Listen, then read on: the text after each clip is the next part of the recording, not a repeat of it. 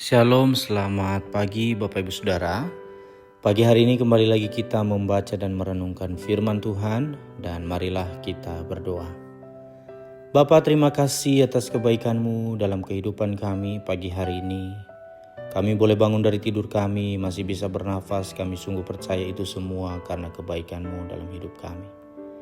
Pagi hari ini sebelum kami beraktivitas, kami mau bertemu dengan Tuhan, dengan bersekutu bersama-Mu Tuhan, membaca merenungkan firman-Mu. Kiranya firman-Mu memberi kekuatan bagi kami dan firman-Mu dapat menuntun jalan kami. Kami siap membaca dan merenungkannya dalam nama Tuhan Yesus Kristus. Haleluya. Amin. Bapak Ibu Saudara, tema renungan kita pagi hari ini yaitu mengasihi dalam tindakan. 1 Yohanes 3 ayat 18, anak-anakku, marilah kita mengasihi bukan dengan perkataan atau dengan lidah, tetapi dengan perbuatan dan dalam kebenaran. Bapak Ibu Saudara, pembahasan tentang kasih bukanlah hal yang baru dalam kehidupan orang percaya. Mungkin ada banyak orang percaya yang merasa bosan dengan topik ini.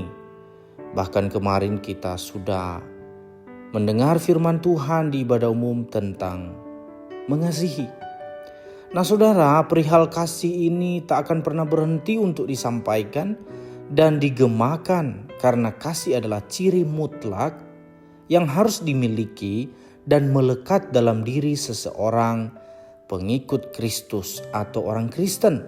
Sebab Tuhan Yesus mengatakan di dalam Yohanes 13 ayat 35, semua orang akan tahu bahwa kamu adalah murid-muridku, yaitu jikalau kamu saling mengasihi. Saudara, adalah mudah semua orang berkuar-kuar tentang kasih atau membuat slogan-slogan yang bertemakan tentang kasih. Tetapi mempraktekkan kasih dalam sebuah tindakan nyata, tidak semua orang mau melakukannya. Apalagi mengasihi seperti cara Tuhan mengasihi kita, yaitu mengasihi tanpa pamrih. Saudara, melalui suratnya, Rasul Yohanes mendorong kita agar mengasihi dengan tindakan, bukan dengan perkataan saja. Ucapan bibir itu sangat tidak akan berfaedah apabila tidak disertai dengan bukti atau action. Kasih itu perlu tindakan yang nyata dan kerelaan untuk berkorban, bukan hanya lip service. Karena itu penting sekali bagi kita untuk memahami betapa besar kasih Tuhan kepada kita. Bahkan Rasul Paulus pernah berkata, supaya kamu bersama-sama dengan segala orang kudus dapat memahami betapa lebarnya dan panjangnya dan tingginya dan dalamnya kasih Kristus, dan dapat mengenal kasih itu sekalipun ia melampaui segala pengetahuan. Efesus pasal 3 ayat 18-19.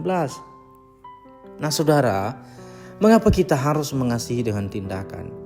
Karena Bapa mengasihi kita juga melalui tindakan nyata, yaitu mengaruniakan anaknya yang tunggal, supaya setiap orang percaya kepadanya tidak binasa, melainkan beroleh hidup yang kekal. Yohanes 3:16. Bapa mengasihi kita dengan mengutus anaknya sebagai pendamaian bagi dosa-dosa kita. Saudara-saudaraku yang kekasih, jikalau Allah sedemikian mengasihi kita, maka haruslah kita juga saling mengasihi. 1 Yohanes 4 ayat 10-11. Saudara, wujud sederhana mengasihi dalam tindakan adalah ketika melihat orang lain dalam kekurangan atau masalah, tergeraklah hati kita untuk memberikan bantuan, baik itu secara moral ataupun material. Kita berdoa. Terima kasih untuk firman-Mu ya Tuhan, yang mengingatkan kami kembali betapa pentingnya kami mengasihi, dan mengasihi itu bukan hanya sebatas kami berkata-kata, tetapi bagaimana kami melakukan sebuah tindakan yang nyata dalam kehidupan kami. Itulah ciri khas kami sebagai anak-anak-Mu ya Tuhan.